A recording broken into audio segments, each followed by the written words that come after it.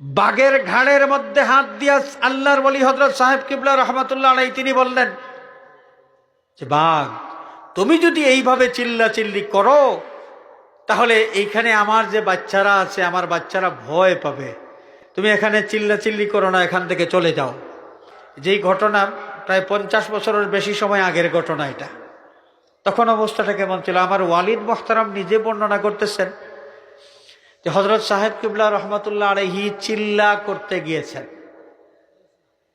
চিল্লা করা, চিল্লা এটা ডিজিটাল চিল্লা না, আমাদের বর্তমানে ডিজিটাল চিল্লা। বর্তমান ডিজিটাল চিল্লার নিয়ম হলো বাজারে বাজারে চক্কর দেওয়া, পেট ভরে খাওয়া দাওয়া করা, রাত দিন সবসময় খাওয়া, আর বাজারে বাজারে চক্কর দেওয়া, গ্রামে গ্রামে চক্কর দেওয়া, এটা হলো ডিজিটাল চিল্লা। আর চিল্লা করার সঠিক যে নিয়ম, আম্বিয়া কেরাম যেই নিয়মে চিল্লা করেছেন, এমনকি আমাদের নবীজিও চিল্লা করেছেন। চিল্লা করতে হয় একটা নীরব নির্জন এলাকায়, গহীন একটা স্থানে, গহীন জঙ্গলে, নীরব নিস্তব্ধ একটা স্থানে, যেখানে কোনো মানুষের কোনো কোলাহল নাই, নির্জন স্থানে ধ্যানমগ্ন থেকে রোজা রাখার মাধ্যমে চিল্লা করতে হয়। রোজা ছাড়া চিল্লা হয় না। পেট ভরে খাইয়া আর বাজারে বাজারে চক্কর দিয়া চিল্লা হয় না। নবীজি চিল্লা করেছেন নির্জন স্থানে ধ্যানমগ্ন থাকার মাধ্যমে, নবীজি চিল্লা করেছেন রোজা রাখার মাধ্যমে। এবং সেই তরিকার চিল্লা আউলিয়ায়ে কেরাম যারা, তারাও করেছেন। আমাদের সাহেব কিবলা রহমাতুল্লাহ আলাইহি যখন চিল্লা করেছেন গহীন জঙ্গলের ভিতর, চিল্লা যারা করেছেন তাদের কাছ থেকে গল্প শুনেছি যে চিল্লা করতে হলে এক একজন মানুষের জন্য এক একটা গর্ত লাগে, কবরের মতো, এবং এক একটা গর্তের মধ্যে একজন মানুষ থাকবেন।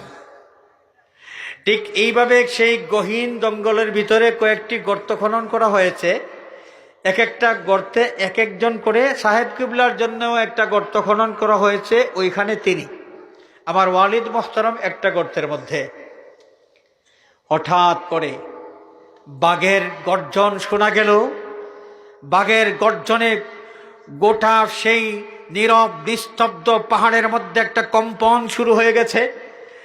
এবং এক একটা গর্তের মধ্যে যে এক একজন ছিলেন, আমার ওয়ালিদ মোহতারাম তিনি নিজে বলেছেন যে আমরা ভয় পাইতে শুরু করলাম। তিনি নিজের কথা বলেছেন যে আমিও ভয় পেয়েছি। বাঘের গর্জন শোনা যায় সেই গহীন পাহাড়ের ভিতরে, কখন জানি বাঘ আক্রমণ করে বসে। বাঘের গর্জন চলতেছে, পুরাটা সেই পাহাড়, সেই গহীন জঙ্গল প্রকম্পিত হয়ে আছে।